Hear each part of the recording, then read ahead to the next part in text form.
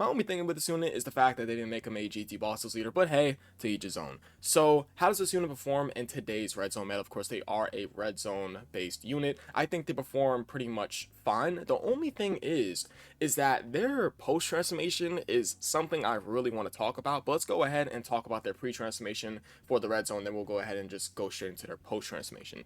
So, what is so great about this unit for the red zone when they're in their pre-transformation? What's so good about them in their pre-transformation? The fact that they do stack attack as well as gain defense one turn. So of course they have a great super attack effect, as well as them having additional attack and defensive boost from getting a super attack off in their passive. So they have two separate procs of an attack and defensive buff. You guys already know how I feel about that. That is great to have on a unit. 70% attack and defense when performing a super attack from their passive, while they're stacking attack and gaining 30% defense one turn is just magnifico. It's great. And another thing about this unit is the fact that they have the chance to quadruple super attack. They have the additional super attack chance from just their baseline kit, and they have a guaranteed super attack when you're going up against a super class enemy for the first 4 turns. So of course they'll do their first super attack, then they'll do another super attack from their baseline kit, then they'll do their guaranteed super attack when going up against a super class enemy, as well as their super attack from their potential system. So that's 4 super attacks. And another thing that I love about this unit's design is the fact that they have a 17% chance to crit and dodge each time they do an attack within the same turn. Within the same turn of doing an attack performed. Not a super attack, an attack. I love this design because you can go ahead and do 2 super attacks and then do 2 normal attacks. You could do like 1 super attack, 3 normals, and you'll still be able to get all this built up here. The thing with this part of their kit is that their crit part of it doesn't really matter so much. It's the dodge aspect of it. Because if you get this unit to get 4 attacks out, that is a 68% chance to dodge, guys. Let me go ahead and bring up my calculator. I want to put this in the video. I'm really bringing up a calculator in this.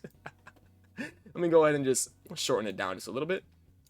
So, of course, it's 17, and then they do 4 super attacks. So, class, if they do 4 super attacks, or they just do 4 attacks in general, what is 17 times 4? It's 68. So, let's go ahead and do 17 times 4. Wow, they have a 68% chance to dodge. But what if they only do 3 attacks? Then they will have a 51% chance to dodge because they do 17 times 3. I really got the calculator up. They'll have a 51% chance to dodge. So I think that that design is quite good. This is a good design. I don't see an issue with this design because they'll go ahead and build up dodge chance and they can fall back on dodge rather than just their raw defense. So honestly, this design's good. Them having 2 separate procs of an attack and defensive buff from their super attacks, just like, it's good. It's good. They have a good super attack effect. They gain an attack and defensive buff not only from their super attack effect, but from their passive too. And the fact that they can quadruple super attack and have up to a 68% chance to dodge, I mean, that's good.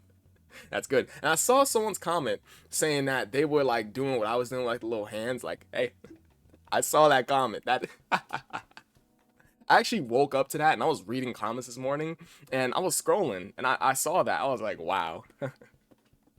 Look at the little impact that I'm having. Nah, let me stop. So, now let's go ahead on over to their fusion condition. I do not like this about their card. Their fusion condition being from 70% or less from the 5th turn for the start of battle. Why couldn't it just be from the 5th turn for the start of battle? I don't get it. It could have just been from the 5th turn for the start of battle and that was it. What? I don't understand that. So once they do transform, of course, they or just fuse because they're unfused fighters. Once they fuse, they go ahead and become Super 17. And there is some things that I have an issue with. The reason why they went ahead and made this the way they did for their fusion condition, being below 7% or less HP from the 5th turn for start of battle, is because as soon as you're transformed into them, you can go ahead and absorb a Ki Blast super attack almost immediately because you have to be below 70% or less HP to absorb the Ki Blast super attack. Why couldn't this just be unrestricted? I don't understand it. Guys, these villain Dokkan Fests need to be powerful. If they are not powerful, it is a very it's just an L. It is an L if they're not stupidly powerful. It's like, this guy's good. Don't get it twisted. But I think he could have been way more better. There's too many restrictions on this guy. And going back on over to his card, let's go ahead and just talk about this guy as a whole. So once you stacked up all your attack and then went ahead and fused into Super 17, I think that this guy from the middle part of his passive all the way down is pretty much restricted. So of course, he starts out with 3 key and 170% attacking defense at the start of the turn. So we go and just highlight all of this right over here. All of this right over here is not too bad. He starts out with 3 key and 170% attacking defense at the start of the turn. Gains 170% attack when performing a super attack, which is cool. Starts out with a baseline 34% damage reduction. Starts out with 17% damage reduction for 4 turns for the start of the turn when this guy does fuse, and he launches additional attack that has a 50% chance to come a super attack after he receives an attack. This whole part of his passive, A-okay. I have no issue with it because this guy has damage reduction with defense. He is not getting hurt at all. There's no way this guy gets hurt. With that 51% damage reduction with 170% attack and defense at the start of the turn, there's no way this guy's getting hurt anywhere, right? So here is where my issue lies. Of course, this guy has a good super attack effect. He gains 50% attack and defense 1 turn, so he does do like 2 or 3 super attacks. He can look stupidly good. Now here's where my issue lies. This whole part of his passive, it's like they took his passive, right, and they split it up into like a sandwich. It's like the top is the bun for the super attack effect, obviously with 50% attack and defense on super attack, and then like the burger part is this right over here. It's like this is the good part, and then we get over here and this is just like, it's like the lettuce and tomatoes, like in the bottom of the bun with like the smushed mayo. It's like this part of his passive is just. I'm sorry for the analogy, but if you guys get what I'm trying to go for, right? So, Super 17. Why do I not like this part of his passive? So, not only do you have to get hit 10 times because he gains 17% defense up to 170% defense, but you have to also go up against a superclass enemy to get that 30% chance to crit. He has to be below 70% HP to get his key blast absorption, and he has to be below 34% HP to foresee enemy super attacks. Why is there just so much? What? So if we take a look at it, it's like restriction, restriction, restriction, and get hit 10 times. Guys, getting hit 10 times? Let me tell you guys something. Getting hit 10 times is not easy, especially since he only has his additional 17% damage reduction for 4 turns. I don't know. It's not that easy to get that done of what I've seen when I've used this unit. I mean, of course, other people have had different experiences than me, but from what I've been doing with this unit, like my experience with the unit is completely different. And getting hit 10 times? What? Why is there so many just goddamn like restrictions? Because you want his 170% defense because that's a massive defensive boost on top of his already 34% damage reduction. So once you get that out there, it's like this guy becomes an absolute king. It's like he just has way too many restrictions on him just cuz. So let's go ahead and take a look at how many 200% leader skills this guy's on. So these guys are only on 200% leader skill, that being the Join Forces Target Goku and Android's 200% leader skill, and they're on the AGLSL 200% leader skill, 2 power absorption, and Android. So what is good about these guys? What's good about these guys is the fact that they do have a good super attack effect. They stack attack and gain 30% defense 1 turn, and they gain additional attack and defensive boost from their super attack side of their passive, so they have 2 separate procs of attack and defensive boost on super attack, that being from their passive and of course their super attack effect. Also, the good thing about them is the fact that they have the chance to do a quadruple super attack, meaning they can stack their attack 4 times. And on top of that, within that same turn, if they do a quadruple super attack, they can have a 68% chance to crit and dodge, which is actually pretty stupid. Of course, you won't be able to get that chance to crit because when you get that 4th super attack off, you'll only be able to use the crit within those super attacks, and the dodge will be after super attacking, obviously. So I think that the fact that they have the chance to do a quadruple super attack, have a 68% chance to dodge and crit, and they gain 2 separate procs of attack and defensive buff from both their passive and their super attack effect is quite good.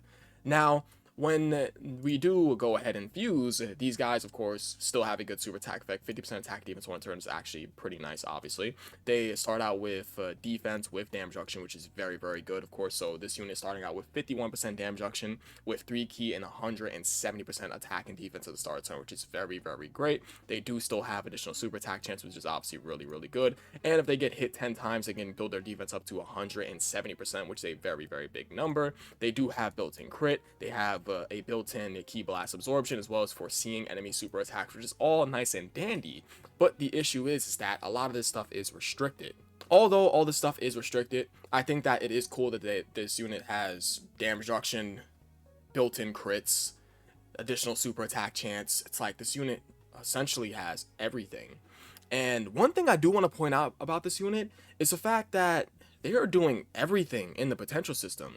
They already have a crit chance built into them because they are an STR unit. They have that free 5 crit. They do have additional super attack chance inside their passive, so that's additional. And they have, of course, dodge built into them after they do attacks. So they're doing everything in the potential system, which is pretty goddamn good. Now, what is my issue with this unit? Now, an issue I have with this unit is the fact that their fusion condition is a little bit annoying to get out because you have to be below 70% or less HP from the 5th turn, and that could be a bit of annoyance as the fight goes on because you want to get Super 17 out as fast as possible to get that defense built up and all that good stuff. And of course, for Super 17, my issue is the fact that this guy has like a million restrictions. Why does he have to have a HP restriction on his Ki Blast absorption? Do they think that'd be too powerful? Guys, guess what? Not many people are going to go ahead and run this guy even if this wasn't restricted. That's a newsflash. Really, this would not happen.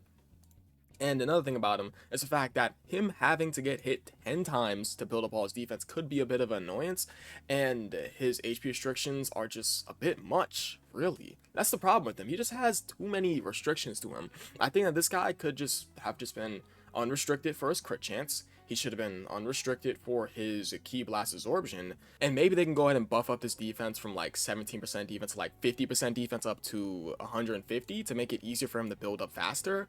I think that some things could have been done differently about this unit, but overall this guy is a good red zone unit. He can still get the job done. And one thing I do want to point out is the fact that he's not GT Boss's category leader. He should have been. I'm just saying, he definitely should have been a GT Boss's category leader. Remove that join forces, make him a GT Boss's category leader, and I think we would have been a-okay, because he would have helped out a dead team. He's already helping out Target Goku, right? And then guess who's on Target Goku? Aren't the Golden Friezas on Target Goku? What? LR Final Form Cooler? LR Middle Cooler? It's like, go ahead and help out GT Bosses in the process. But hey, they don't like GT Bosses and they forgot that it exists. But yeah, appreciate you guys for watching. You guys are the best. I will catch you guys in the next video. Peace.